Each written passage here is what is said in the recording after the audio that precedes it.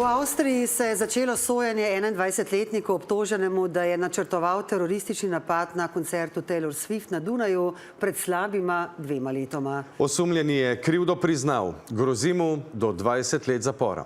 Tole je stadion v avstrijski prestolnici, na katerem bi se poleti 2024 morali v 3 zaporednih dneh odviti koncerti ameriške superzvezdnice Taylor Swift, a so organizatorji zaradi grožnje terorističnega napada tem zadnji hip odpovedali. Načrtovanja terorističnega napada je obdolžen Beran Am, ki je ob današnjem začetku sojenja krivdo tudi priznal. Takole so ga v sodno dvorano v bližini Dunaja pripeljali oblečenega v modro srajco in uklenjenega. Ja, er hat sich schuldig bekannt zum Komplex rund um Taylor Swift. Auch, dass er eine Bombenbauanleitung sich schicken hat lassen, gewisse Vorbereitungshandlungen, dass er versucht hat, an Waffen und Munition zu kommen, was ja nicht gelungen ist. Priznal je tudi članstvo v teroristični organizaciji Islamske države, zanikal pa obtožbe o sodelovanju pri načrtovanju napadov v Saudski Arabiji in drugod po svetu.